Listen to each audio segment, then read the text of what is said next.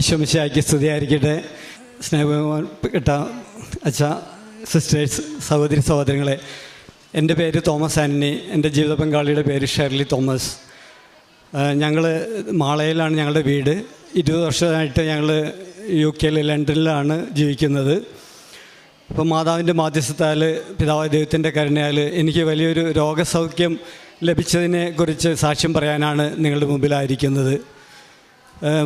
UK ചെന്ന അന്നു മുതൽ ഞങ്ങളുടെ പാരമ്പര്യമായിട്ട് കുടുംബത്തിൽ നിന്ന്, അമ്മയിൽ നിന്നെല്ലാം മാതൃഭക്തി വളരെ ഞങ്ങൾക്ക് ലഭിച്ചായിരുന്നു. അത് ഞങ്ങൾ തുടർന്ന് കൊണ്ടുപോകുമായിരുന്നു.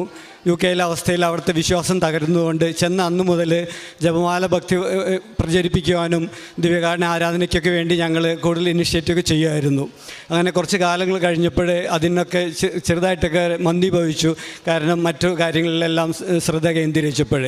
അപ്പോൾ ലോങ് സ്റ്റോറി ഷോർട്ട് ചുരുക്കി പറയാം, ഈ ജനുവരി മാസം എനിക്ക് പ്രോസ്റ്റേറ്റ് ക്യാൻസർ ഡയഗ്നോസ് ചെയ്തു. എല്ലാം ദൈവത്തിൻ്റെ വലിയ കരുണയാണ്. കാരണം അവിടെ 6 മാസം കൂടുമ്പോൾ ബ്ലഡ് ടെസ്റ്റ് ചെയ്യുന്ന ഒരു സിസ്റ്റമുണ്ട്.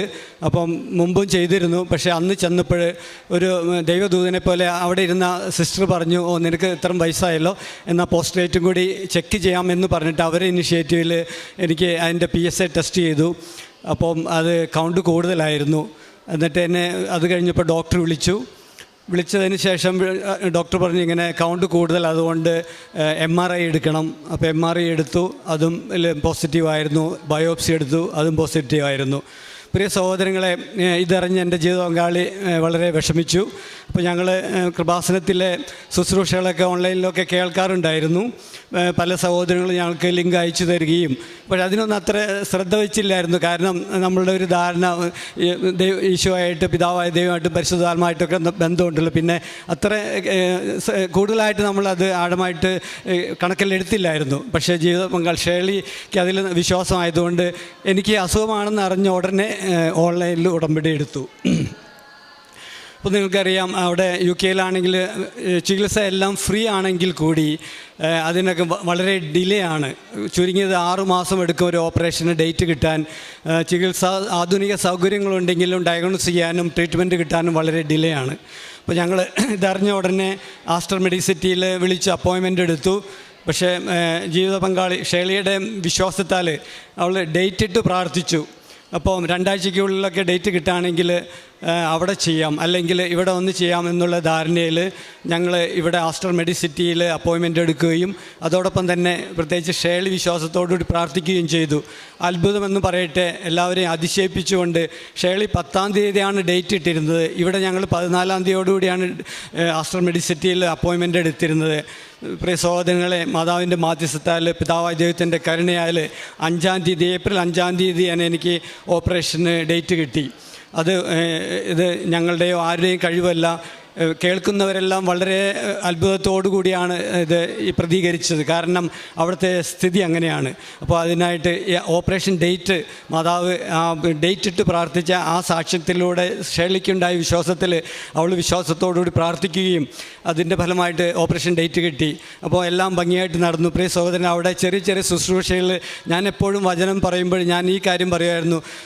1 പത്രോസ് 2:9 നമ്മൾ തിരഞ്ഞെടുക്കപ്പെട്ട വംശമാണ്, രാജീയ പുരോഹിത ഗണമാണ്.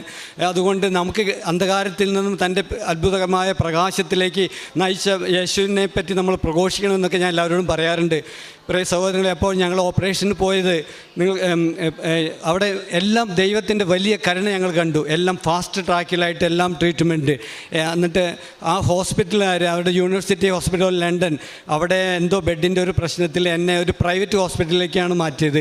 അവിടെ ചെന്നപ്പോഴാണ് ഞാൻ അറിയുന്നത് അവിടുത്തെ രാജാവും പ്രിൻസസും ഒക്കെ ട്രീറ്റ്മെൻറ്റ് ചെയ്യുന്ന വലിയൊരു പ്രത്യേക ക്വാളിറ്റിയുള്ള ഒരു ഹോസ്പിറ്റലിലാണ് എൻ്റെ ഓപ്പറേഷൻ നടന്നത്. അവിടെ ചെന്ന് കഴിഞ്ഞപ്പോൾ ഒരു മലയാളി സ്റ്റാഫ് ഉണ്ടായിരുന്നു. അവർ പറയാണ്, ഇത്രയും കൊല്ലത്തിനിടയ്ക്ക് ആദ്യമായിട്ട് ഒരു മലയാളിയെ കാണുന്നത്. അത്ര ഫെസിലിറ്റി ഉള്ള സ്ഥലമാണ്. അപ്പോൾ ഞാൻ പറഞ്ഞു വരുന്നത്, നമ്മൾ എന്തു പറയുന്നു, നമ്മൾ രാജീയ പുരോഹിത ഗണമെന്ന് നമ്മൾ ഘോഷിക്കുമ്പോൾ ദൈവം നമ്മുടെ ആവശ്യങ്ങളിലേക്ക് അതേ രീതിയിൽ ഇറങ്ങി വരും. തുടർന്ന് ഞാൻ ഓപ്പറേഷൻ കഴിഞ്ഞു, എല്ലാം വിജയകരമായിട്ട് കഴിഞ്ഞു. അങ്ങനെ ഞങ്ങൾ വീട്ടിലേക്ക് തിരിച്ചു വന്നു. വീണ്ടും ദൈവത്തിന് സാക്ഷ്യം വഹിക്കുവാനായിട്ട്, അത്ഭുതങ്ങൾ നടക്കുവാനായിട്ട് പോസ്റ്റ് ഓപ്പറേഷൻ ഒരു പ്രശ്നമുണ്ടായിരുന്നു. ഞങ്ങൾ ഹോസ്പിറ്റലിൽ നിന്ന് 1 മണിക്കൂർ അകലെയാണ്. അപ്പോൾ ഓപ്പറേഷൻ കഴിഞ്ഞപ്പോൾ ബ്ലീഡിങ് വന്നു. അപ്പോൾ ബ്ലീഡിങ് വന്നു കഴിഞ്ഞപ്പോൾ ഷേർലി ശക്തമായിട്ട് പ്രാർത്ഥിക്കുന്നുണ്ടെങ്കിലും ഞാൻ അപ്പോഴും കാര്യമായിട്ട് എടുത്തില്ലായിരുന്നു. കാരണം എൻ്റെ ഒരു വിശ്വാസം, ഞാൻ അപ്പോഴും വചനം വെച്ച് പ്രാർത്ഥിക്കുമായിരുന്നു. യേശുവിൻ്റെ മുറിവിനാലാണ് നമുക്ക് സൗഖ്യം ലഭിച്ചിരിക്കുന്നത്. ഞാൻ സഹകരിക്കുമായിരുന്നു. ഞങ്ങൾ 5:30 എനിക്ക് പ്രാർത്ഥിക്കുമ്പോഴും എല്ലാ കാര്യത്തിലും സഹകരിക്കുമ്പോഴും എനിക്ക് എൻ്റെ ഒരു വിശ്വാസക്കുറവ് ആ സമയത്തുണ്ടായിരുന്നു. അപ്പം ബ്ലീഡിങ് വന്നു കഴിഞ്ഞപ്പോൾ ഷേർലി ഡ്യൂട്ടിയിലായിരുന്നു. അപ്പം ഞാൻ പ്രാർത്ഥിക്കുന്നുണ്ടായിരുന്നു. അപ്പം ബ്ലീഡിങ് നിൽക്കുന്നില്ല. അപ്പോൾ പ്രിയ സഹോദരങ്ങളെ, ഞാൻ എൻ്റെ അഹങ്കാരം വെടിഞ്ഞുകൊണ്ട് എളിമപ്പെട്ടുകൊണ്ട് മാതാവിൻ്റെ ആ ലൈറ്റ് ദ ക്യാൻഡിൽ പ്രയർ ഞാൻ പ്രാർത്ഥിച്ചു. വേഡ് ഞാൻ വിശ്വാസത്തോട് പ്രാർത്ഥിക്കുകയും വിശ്വാസ പ്രമാണം ചൊല്ലി പ്രാർത്ഥിക്കുകയും ചെയ്തു. അല്ലെങ്കിൽ സാധാരണ ജപമാല ചെല്ലുമ്പോഴോ വിശ്വാസ പ്രമാണം നമ്മൾ ബൈഹാർട്ട് അറിയാവുന്നതുകൊണ്ട് ഓടിച്ചിട്ട് പ്രാർത്ഥിക്കും. പക്ഷേ വേഡ് ബൈ വേഡ് വിശ്വാസത്തോട് പ്രാർത്ഥിച്ചു. അത്ഭുതം എന്ന് പറയട്ടെ, ആ പ്രാർത്ഥന കഴിയും 7 സ്വർഗസ്ഥനായും 7 നന്മ നിറഞ്ഞും കഴിഞ്ഞ് ഞാൻ നോക്കുമ്പോൾ സ്വിച്ചിട്ട പോലെ ആ ബ്ലീഡിങ് നിന്നു. അപ്പോൾ എൻ്റെ വിശ്വാസം അവിടെ വർദ്ധിച്ചു. അത് കഴിഞ്ഞ് വീണ്ടും അത്ഭുതങ്ങൾക്കായിട്ട് വീണ്ടും സാഹചര്യങ്ങൾ ഒരുക്കുകയായിരുന്നു.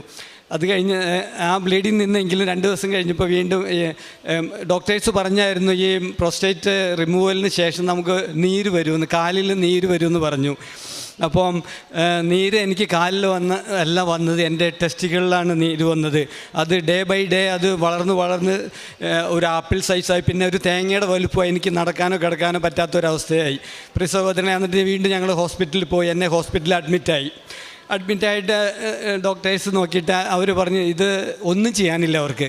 കാരണം ഫ്ലൂയിഡ് എടുത്ത് കളയാനായിട്ട് അതിൽ സ്വെല്ലിംഗ് ഒന്നുമില്ല, പഴുപ്പില്ല. അതുകൊണ്ട് ഇതുപോലെ you have to carry on like this for the life, ജീവിതകാലം മുഴുവനും ഇതുപോലെ കൊണ്ട് നടക്കണമെന്ന് അവർ പറയുകയുണ്ടായി. റിയലി അത് ഷോക്കായിരുന്നു എനിക്ക്. അപ്പോൾ ഹോസ്പിറ്റലിൽ അഡ്മിറ്റ് ചെയ്ത് അവർ പറഞ്ഞു അത് ശനിയാഴ്ച ആയിരുന്നു, തിങ്കളാഴ്ച ഡിസ്ചാർജ് ചെയ്യും, you have to go like this. അപ്പം ഭക്ഷണമല്ലാതെ വേറെ ഒന്നുമില്ല.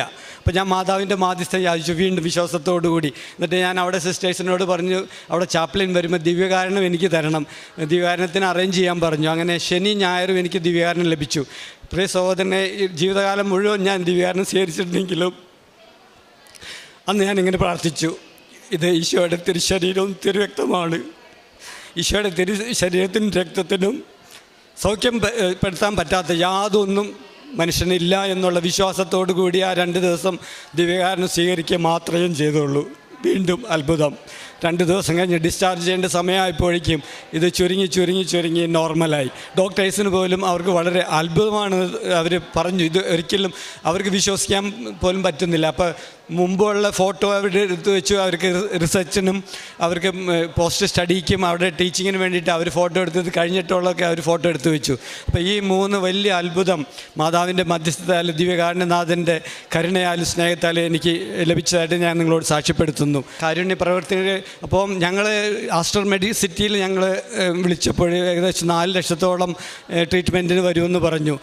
ഇംഗ്ലണ്ടിലായിരുന്നെങ്കിൽ ഒരു പൈസ പോലും ചിലവ്, എല്ലാം ഫ്രീ ആയിട്ടായിരുന്നു. അപ്പോൾ ഞങ്ങൾ വിചാരിച്ചു ക്യാൻസർ രോഗികൾക്ക് വേണ്ടി ഈ തുക മുഴുവനും ഞങ്ങൾ അറിയിക്കാതെ പുരോഹിത സിസ്റ്റേഴ്സ് വഴി ആ മുഴുവൻ കാരുണ്യ പ്രവൃത്തിയായിട്ട് ക്യാൻസർ രോഗം മൂലം വിഷമിക്കുന്നവർക്ക് ഇവിടെ ചിലവാകേണ്ടിയിരുന്ന ആ തുക ഞാൻ കൊടുക്കാമെന്ന് ഞങ്ങൾ ഏറ്റുകൊടുത്തുകൊണ്ടിരിക്കുന്നു. പിന്നെ ഈ രോഗത്തിലൂടെ വിശ്വാസം വർദ്ധിച്ചു. പ്രാർത്ഥനയിൽ ഒരു ഡിസിപ്ലിൻ കിട്ടി. രാവിലെ എണീറ്റ് പ്രാർത്ഥിക്കുവാനും ദൈനംദിനം ബൈബിൾ വായിക്കാനും ഒരു കൃപ ലഭിച്ചു. സൃഷ്ടാവായ ദൈവത്തിന് മാറ്റുവാൻ കഴിയാത്ത ഒന്നും തന്നെ സൃഷ്ടികളായ നമ്മളുടെ ജീവിതത്തിലില്ല എന്നുള്ള വലിയ വിശ്വാസ ബോധ്യത്തിലേക്ക് ഉടമ്പടി ജീവിതവും പ്രാർത്ഥനാ ജീവിതവും ഈ സഹോദരനെ നയിച്ചുവെന്ന് ഈ സഹോദരൻ്റെ സാക്ഷ്യത്തിൽ നിന്ന് വളരെ വ്യക്തമായിട്ട് നമുക്ക് മനസ്സിലായി. പ്രിയ സഹോദരങ്ങളെ, ഉടമ്പടി എടുത്ത ഒരു വ്യക്തി ആ വ്യക്തിയുടെ ജീവിതത്തിൽ കണ്ടറിയുന്ന, അനുഭവിച്ചറിയുന്ന വിശ്വാസത്തിലാണ് ആ വ്യക്തിയുടെ ജീവിതം മുഴുവൻ മുന്നോട്ട് പോകുന്നത്. ഈ സഹോദരൻ പരിശുദ്ധ കുർബാനയെക്കുറിച്ചും അതുപോലെ തന്നെ കൂദാശകളെക്കുറിച്ചും പ്രാർത്ഥനാ ജീവിതത്തെക്കുറിച്ചും സാക്ഷ്യത്തിൽ കൂട്ടിച്ചേർക്കുമ്പോൾ ഉടമ്പടി ജീവിതം വിശ്വാസത്തിൻ്റെ എല്ലാ തലങ്ങളെയും സ്പർശിക്കുന്നുവെന്നും ഒരു വ്യക്തിയെ വിശ്വാസത്തിൽ ആഴപ്പെടുത്തുവാനായിട്ട് സഹായിക്കുന്നുവെന്നും വളരെ വ്യക്തമായിട്ട് നമുക്ക് മനസ്സിലാകുന്നു. ജീവിതത്തിൽ ദൈവത്തിന് സൗഖ്യമാക്കുവാൻ കഴിയാത്ത, അല്ലെങ്കിൽ ജീവിതത്തിൽ ദൈവത്തിന് സ്പർശിക്കുവാനായിട്ട് കഴിയാത്ത ഒരു മേഖലകളുമില്ലെന്ന് ഈ പ്രത്യക്ഷീകരണത്തിൻ്റെ അൾത്താര ഓരോ ദിവസവും നമ്മളോട് സാക്ഷ്യങ്ങളായിട്ട് പറയുകയാണ്. ഈ സഹോദരൻ്റെ ജീവിതത്തിൽ പരിശുദ്ധ അമ്മയും ഉടമ്പടി ജീവിതവും ചെയ്തു കൊടുത്ത എല്ലാ അനുഗ്രഹങ്ങൾക്കും കൃപകൾക്കും ദൈവനാമത്തെ മഹത്വപ്പെടുത്തി ഇരു കരങ്ങളും അടിച്ച് പരിശുദ്ധ അമ്മയ്ക്കും തിരുക്കുമാരനും നമുക്ക് നന്ദി പറയാം. അത്യപൂർവ ദൈവാനുഭവങ്ങൾ ഇനി നിങ്ങൾക്കും സ്വന്തം. ഈ യൂട്യൂബ് ചാനൽ ഇതുവരെ സബ്സ്ക്രൈബ് ചെയ്തിട്ടില്ലെങ്കിൽ ഇപ്പോൾ തന്നെ സബ്സ്ക്രൈബ് ചെയ്യുക. ഈ വീഡിയോ ഇപ്പോൾ തന്നെ നിങ്ങളുടെ സുഹൃത്തുക്കൾക്ക് ഷെയർ ചെയ്തുകൊണ്ട് കർത്താവിൻ്റെ പ്രേക്ഷിതരാകുക.